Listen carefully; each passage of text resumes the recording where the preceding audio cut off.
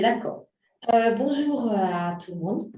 Je suis vraiment tout à fait contente de pouvoir partager un peu avec vous et vous présenter le travail qu'on a réalisé ces dernières années dans le cadre d'un soutien MINT.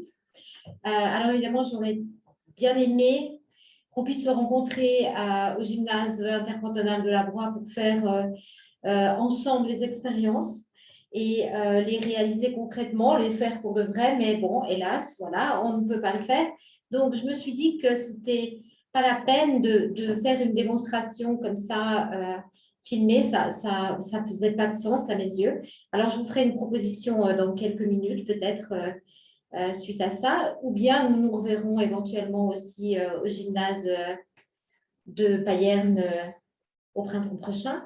Mais peut-être avant, je vais vous dire juste quelques mots sur ces ateliers. Alors, ces ateliers, ils ont été imaginés et conçus, puis réalisés avec le soutien de MINT. Et puis, ils se présentent maintenant sous forme de petits laboratoires itinérants sur roulettes. On peut les emmener dans les classes et dans les écoles pour pouvoir faire des expériences de biologie relativement de pointe et pouvoir aborder différents thèmes et différents sujets.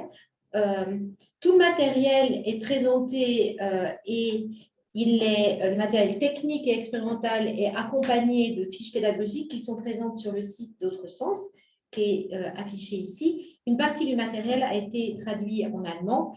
Et puis, on a deux grands ateliers. Disons, on a la génétique autrement, ou Genetik mal anders, et puis apprendre avec élégance. Lernen mit Eleganz. Élégance étant un petit modèle animal.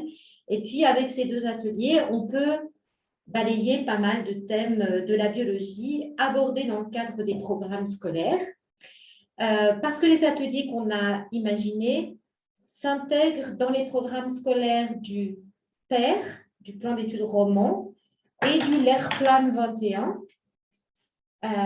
Ils sont compatibles sur des temps scolaires, on peut les réaliser sur temps scolaire. On peut les faire dans des salles de cours. Il n'y a pas besoin de laboratoire puisque le laboratoire est sur des petites roulettes et que tout a été conçu pour qu'on puisse faire les expériences uniquement avec cette petite valise et sans aide extérieure. Alors, ce qui fonctionne bien avec ces ateliers, c'est qu'ils ont une approche à la fois expérimentale et ludique, c'est-à-dire qu'on fait du théâtre un peu, et puis cette entrée théâtrale permet de vraiment engager les élèves dans l'activité ainsi que la manipulation expérimentale. Elle nous permet ensuite de pouvoir apporter des connaissances structurées, précises, qui seront dans un troisième temps investis dans un débat sur des thématiques sociétales vives qui suscitent le débat, comme par exemple la gestion des données génétiques.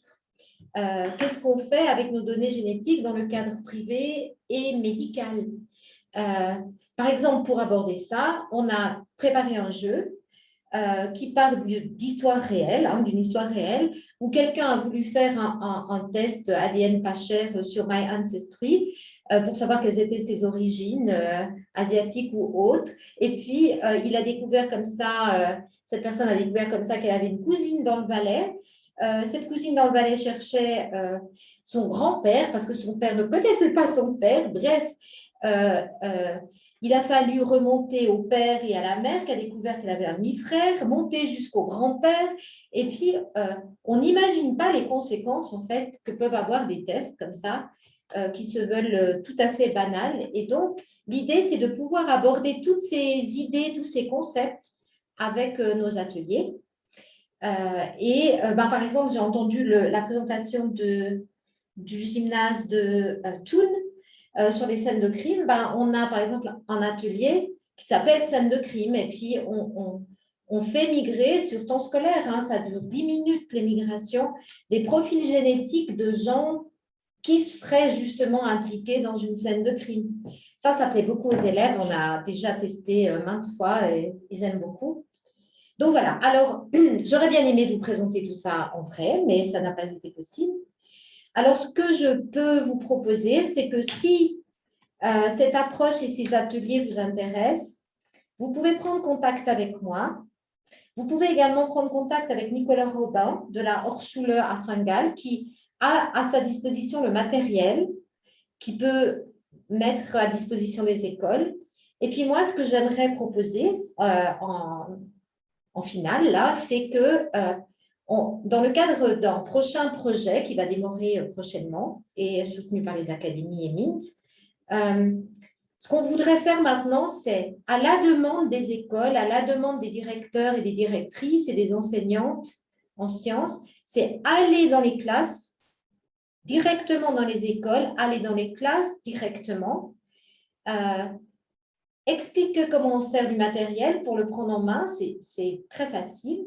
Et puis pour ceux qui le veulent, pour ceux qui le souhaitent, on laisse le matériel. On laisse tout le matériel, on laisse du matériel, des micropipettes, de quoi faire des électrophorèses, des gels d'agarose, enfin, voilà. Et puisque nous avons un financement qui soutient cette démarche, ben, on va avoir de l'argent pour pouvoir équiper les écoles avec du matériel et le laisser à disposition. Donc, si ça vous intéresse, n'hésitez pas. Et j'espère vous rencontrer en vrai un jour. Voilà, je vous remercie. Comment ils peuvent vous contacter? Alors, peut-être à l'adresse marie-pierre.chevron@unifr.ch. Wir werden alle diese Informationen noch per E-Mail nach der Veranstaltung schicken. Also Sie werden alle Dokumente, Weblink, E-Mail-Adresse noch bekommen. Et on n'a pas d'autres questions ici, mais combien de temps resterait l'équipement dans le il le reste pour toujours. Ah, pour toujours. On le laisse. En fait, c'est ça qui est intéressant, c'est parce qu'avec le Covid, l'expérience qu'on a eue, c'est que énormément de formations continues ont été annulées. On ne pouvait plus se déplacer. Et puis, beaucoup d'écoles ne font pas les expériences parce qu'ils n'ont pas le matériel. Il faut le commander, il faut le réserver. Alors, on a fait une proposition où on pourrait justement acheter du matériel et le mettre dans des caisses et le laisser à l'école. Alors, dans le canton de Fribourg, les gens sont contents, ça marche. Oui, et puis ben, ce que j'aimerais bien, c'est pouvoir donner la possibilité de développer ça plus loin. Et puis, ce que je voulais dire, c'est pour ça que j'étais contente aussi aujourd'hui, c'est que moi, ce que j'aimerais, dans le cadre de ce nouveau travail, c'est essayer de mettre en place, c'est dans l'esprit d'autre sens, de la philosophie d'autre sens, qui est née à l'école, qui est née au gymnase, au GIB, à Payerne, c'est que si on pouvait, moi j'aimerais créer une communauté d'enseignantes et d'enseignants et de directrices ou de directeurs d'école qui pourraient communiquer, échanger sur des pratiques qui fonctionnent, faire des demandes d'ateliers spécifiques et puis créer une communauté comme ça d'enseignantes en fait et d'enseignants. Et je me dis que le réseau MINT, des écoles MINT, est l'occasion jamais de lancer quelque chose comme ça. Voilà.